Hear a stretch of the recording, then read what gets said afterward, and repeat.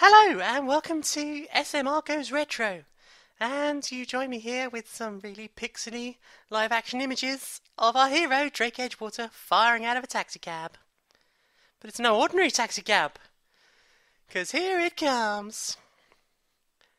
Cool as hell, right? Yes, this is a game released in 1994. It's called Quarantine. It was made by Imagexcel. Developed by Imagexcel and published by GameTek Inc. It's an awesome game. Basically, you are Drake Edgewater. You drive this cab, funky cab, round a place called Chemo City. Chemo had serious crime problems, as you can see from the intro here. And to sort this problem out, they built a massive wall around Chemo City and then locked everyone in it, which sucked mightily. So they then basically left, because the crime rate was so high, they basically left these people to fend for themselves, guilty or not guilty. So they came up with this idea of how they were going to sort the problem out. They invented this chemical called hydrogen 344, which was introduced into the water supply. It was designed to basically calm everyone down and sort out the problem with the crime here. Unfortunately, the water supply in the city was already so polluted and messed up that it affected the hygiene and turned it into something worse, which basically made everyone into psychopathic killers. So yeah, that's not a good thing, really. So now we shall move into the game proper. 1994, the same year as Super Metroid was released, and that's something to compare to. A year after Doom. It uses, I think, a similar engine, or a same engine. At this time, there was a lot of Doom clones about. Not least the ones released by id Software themselves. You know, we had Heretic, Hexen, Rise of the Triad. A lot of those sort of first-person shooters. But this is a first-person shooting, driving, action, adventure game. Now, the problem with driving a hover car is that it steers like an air hockey puck. So it's not just that I'm an awful driver. It doesn't help that all the other cars are psychos! Now, I don't like competition, so I'm going to get rid of this cab if I can.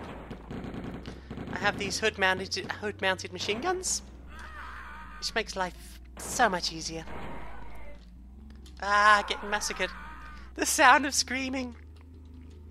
Now, I'm actually using my original disc for this. Oops, sorry.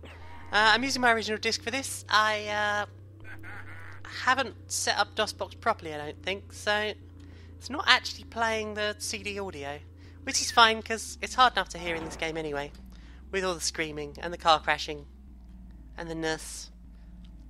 So here we have a perfectly normal looking person, which is unusual for this game, as you'll find out as we go along.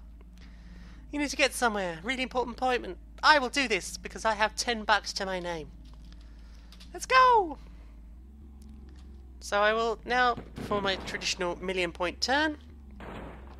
Helped slightly along by getting rammed by the other car. Sorry, this is so difficult to drive in. Wah! Like I say, takes me a little while to get used to this. I have to remember subtle button presses. Why review this game so many years later? Why? Because I love this game! And I think it really needs to be remade because it is a forgotten gem. A true forgotten gem. Now this is the outside wall road. The wall around this particular area of town. Now driving on the outside road is bleeding dangerous because there's rockets mounted, there's all sorts. Okay, so what should I tell you about this game apart from the blocky graphics and the difficult controls? Why play it? It's a little bit sick, which is kind of fun. The plot is really cool as you go on, rather than just picking up randoms. You can end up picking up this sort of faction of people who are they're basically anarchists.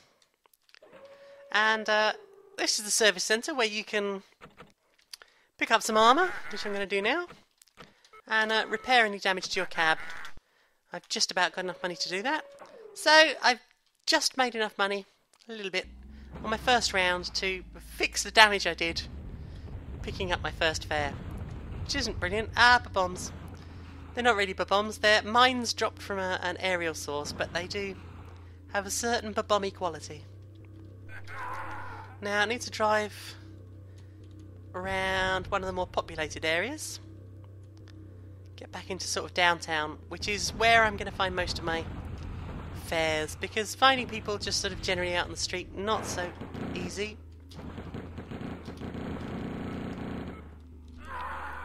Now you notice sometimes I get this little beep beep, and the counter on the left hand side above the steering wheel will start ticking down. This basically means that I've only got so long before I run out of power, because rather than having fuel, you have the entire hover grid is powered. If you go off grid, you have that 30 seconds that your battery will last until your car will power down, and you'll basically just lose the game entirely.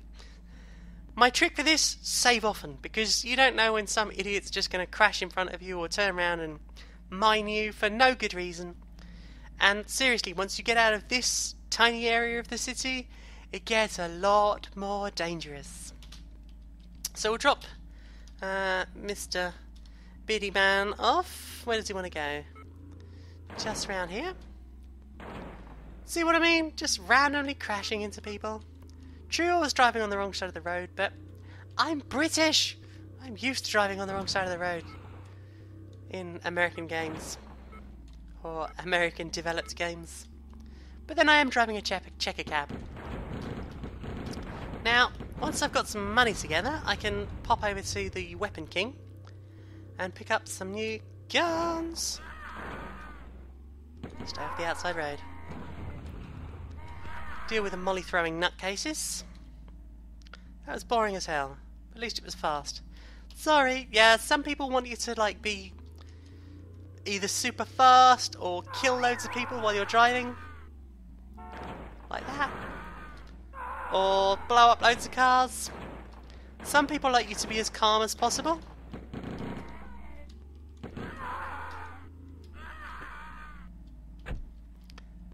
Now that's a spiffy jacket.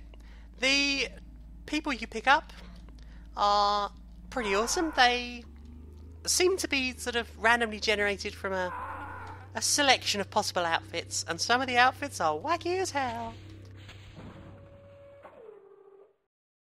My favourite roof-mounted machine gun, which I shall probably purchase now, but we also have a flamethrower. Now, as you move on through the games, the possible weapons actually go way up, and the things you can get pretty crazy. One of my favourite weapons in this is quite simple: deployable spikes on the front of your car, because when you use basically you have an ejector seat on the car. Let's see where it is. So see if I can show you. I need to pick up a ride first. And as you can see up top, I have my machine gun.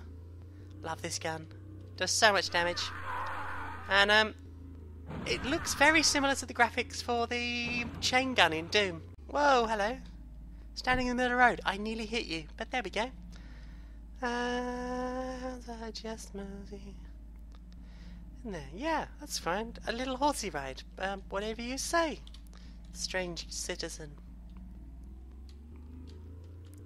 So hopefully things will be a little bit safer now that I've got my weapons. I forgot to buy bullets for my main gun. Foolish! What's the use of a gun without bullets? There we go. Super speedy, no problems. And I should probably find myself some more health. This will happen a lot. Basically, as you progress through the game, you'll start to meet sort of factions, I guess. One of the missions I seem to remember later on is blowing up, I think, the shopping mall. Because basically you're all locked in here against your will, and a lot of people are fighting against the system, so it's a good idea to start bringing it down from the inside. Now, you move throughout the different areas in this game by entering these special sort of underground entrances, which is shown up by the blue dot. You can sort of see it there, sort of top middle of the highlighted area. Now, how am I going to get back there? Okay, no problem. I know I can get you there. I can read a map, honest. Can't, so can't. Okay, I think I did it. I think I did it right. Whee! Mine's on the... Whoa, okay, hello. Yeah, I think I got rammed into a wall there. A little bit confusing to watch. Stop trying to blow me up, you... meanies! Terrible meanies. So as I say, it's got a sort of first-person shooter feel to it, but you are driving a car. This is an awesome fun game. If you've got a copy, or you can buy a copy, I'm sure eBay's probably got a few copies kicking about. It's eBay. It's got bleeding everything. Yeah, so if you can get a copy, I definitely recommend doing it. And I would love to see a remake of this game. I don't know if that's ever going to happen. I certainly don't have the skills to do it. It's one of those damn my coding skills moment where it's just like, if I could, I would so remake this game right now. See what I mean about getting in these holes? Oh, damn it. Now I've driven into you. Okay, I'll drop your package off.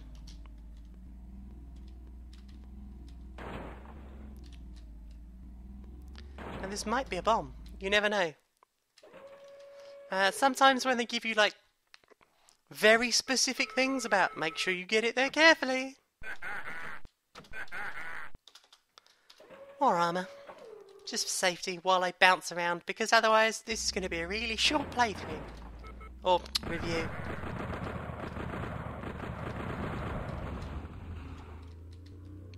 Uh-oh, I'm on the outside road. Pull off, pull off, pull off, pull off, pull off, pull off. Yeah, this road is super dangerous because they're trying to... I think they're just trying to keep people away from the walls. So they make that area as dangerous as possible.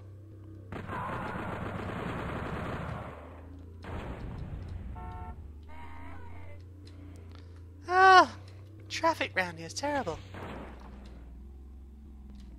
Because it keeps throwing mines at me. So yeah, you have all the joy of the tourists, and like I say, there's so many weapons in this game. Various flamethrowers, missile launchers. You've got the fun of the ejector seat if you do just want to watch people flying off for miles. That's an option too. See, they say if you keep doing us favours. I think this is probably part of the group we will meet later. Once you do enough jobs for them, they'll give you some sort of proper tasks, and eventually it will lead to exiting this area, moving on to the next area. Now, if you've completed the game, or if you've been sort of X way through the game, you can just use the same code, because it's always the same code, to enter the next area. All the way through to the end, to the last level if you want. I wouldn't recommend it though, because due to a distinct lack of cash, I'm sorry. You shouldn't stand in the middle of the road if you want picking up. Due to a distinct lack of money and the fact that you won't have got all the power-ups and stuff by working through it, it's not worth it. It's really not worth cheating at this game. As far as I know, there aren't any cheats for money or anything like that, so you have to play it properly. Good! There's no lives. If you die, you're dead. That's it. All your money, all your progress will be gone. Hardcore games like they used to be back in the day. So, moving on. Where can we drop this guy off? I just want to make a little bit more money so that I can show you a couple more of the weapons. But definitely, if you can get a copy, like the look of it, or if you're a hardcore cool coder, then definitely consider remaking this game. If only for me. I'm sure, come on, I mean some of the weird stuff that gets made at the moment, I'm pretty sure if someone actually did remake this, it would sell. Indie gamers of the world unite. Bring back Quarantine. Because I said so. Minute and 5 left. no need to eject this passenger out just yet. But I suppose it's something I probably should show you. I do want a bit more money to get some more of the cool weaponry to show you. So I'm all tooled up now, and I'm going to go back out into the city, and I'm going to show off some of these funky weapons. So I've got the Reaper Rack, which is missiles, the Thrasher, which is this buzzsaw, the Punisher, which you've already seen, the Fire Belcher, which sets people on fire like that. There's the missile launcher. I'll have a quick drive around with these, show you these weapons, all these first level weapons. If you want to see any more, I thoroughly recommend getting a copy of this game. See, they say video games make you violent. I am literally the most passive person in the world, and I grew up playing this. I don't think there is a single insurance company anywhere in this city. I can't imagine anyone getting covered for any of this. I just need to eat an entire vat of baked beans and some uncooked pork. Yes, you can ride with me! Oh! I am so ejecting you out of this cab, and possibly trying to approach you and thrash you at the same time. And when you get the upgrades, you can do drive-bys too, because you get a little Uzi to go out the window. So it's nice to have the alternate views left and right side. I'm not sure there's a rear view. If there is, I don't know what the button is. Because although I've got the copy protection, I can't find the instructions anymore. I'm sure they exist somewhere. So yeah, I mean, look at this! This is why this game needs remaking. It's a forgotten gem. You were all busy playing Metroid, you should have given this a go. That is a spanking outfit you've got there, sir. Studded leather jacket, studded leather thong, orange shirt and pink fluffy slippers. What a way to go. Wish I had the confidence to dress that badly. This has been Janeiac for Stone Monkey Radio. Goes retro. And we have thoroughly gone retro today. So hopefully you've enjoyed this, and it's not been too painful on the eyes. But old games are good too. There we go. We end with a death. So this has been Janeiac for Stone Monkey Radio Goes Retro. The game has been quarantined by GameTek and Imagexcel. Yeah, hopefully you've enjoyed this, and I advise you all to get a copy of this game, or if you're a programmer, to remake it, because seriously, this game is awesome! Oh, bye!